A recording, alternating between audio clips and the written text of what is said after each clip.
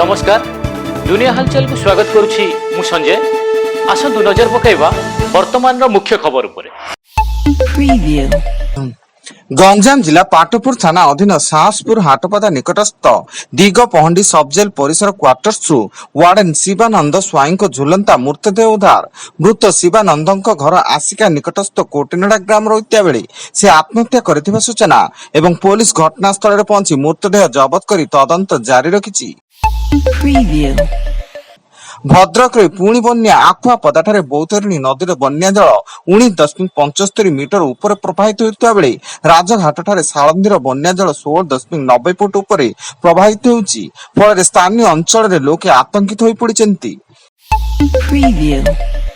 आज 80तम स्वाधीनता दिवस। यह अवसर में मुख्यमंत्री मोहन चरण माझी राज्यवासी को शुभेच्छा जणाइबा सह गांधी मार्ग में पताका उत्तोलन करिसेंती एवं महात्मा गांधी समेत अन्य स्वाधीनता संग्रामी त्याग और बलिदान को स्मरण करी गभीर श्रद्धांजलि ज्ञापन करिसेंती। राज्य में कायम है कोरोना भाइरस। पूर्व गंजाम जिले में किसी कोरोना आक्रांत चिन्हट होते वर्तमान राजधानी भुवनेश्वर जड़े कोविड रोगी चिन्हट होता बेले यह राजधानी वासी मध्य छनका पचिसी। राज्य में बन्या स्थिति नहीं स्वतंत्र रिलीफ कमिश्नर राजेश प्रभाकर पाटिल बड़ सूचना।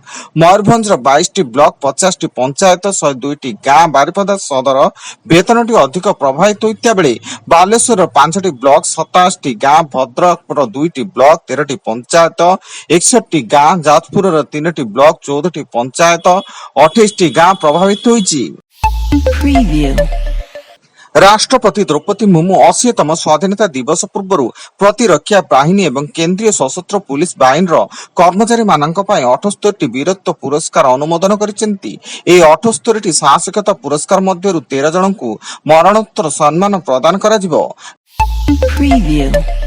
नयागढ़ जिला ओडगां थाना बेलद्वारा गांव में स्वामी स्त्री को हत्या करी हाथ बांधी पोखरी को फिंगी देइथिबा स्त्री परिवार पक्षर अभियोग होइछि। मृतक स्त्री शरणकुल थाना हरिहरपुर ग्राम तपस्विनी 2020 रे बक्सी प्रधान को विवाह करथिले। उभयंकर एक 5 वर्षर झियो रहिछि। खोर्धा जिला रामेश्वर मलागुड़ी नदी ब्रिज रु जड़े युवक नदी भीतर को डेई पड़िथिबा अभियोग होइछि। ब्रिज उपरे तांकरी मोबाइल और बाइक थिबा जणा पड़िता बेले खोजाखोजी करुचंती अग्निशम कर्मचारी एवं युवक जनक निराकारपुर थाना अधीन जाजपुर ग्राम जितेंद्र प्रधान बोली सूचना। झारखंड एवं गांगेय पश्चिमबंग उपत्यका उपर सक्रिय रही अपपात फल दुर्बल हो लघुचाप क्षेत्र में परिणत होबार संभावना थिया बेले जार प्रभाव रे आसंता 24 घंटा सारा राज्य में वर्षार आशंका रही पाणीपाग केन्द्र पक्षर सतर्क सूचना जारी होइछि। बैतरणी बुढ़ाबलंग जलका और सालंदी बन्या जो बालेश्वर भद्रक जाजपुर केन्दुझर मयूरभंज और सुंदरगढ़ आदि 6 जिलार 52 ब्लॉक 170 पंचायत 429 गाँ प्रभावित होइछि।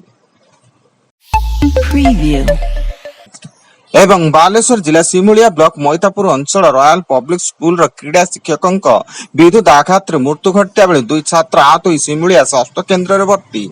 आज 80तम स्वाधीनता दिवस पालन निमंते पताका उत्तोलन शिक्षक प्रियव्रत बेहेरा पताका स्टांड रे लुहा पाइप पोतिया आणुवा बेले ऊपर जाइथिबा 11 केवी विद्युत तार संपर्श रे आस्थिले। वर्तमान पई एतिकी अधिक न्यूज अपडेट्स पई विजिट करंतु आम वेबसाइट www.duniyahalchal.in। धन्यवाद।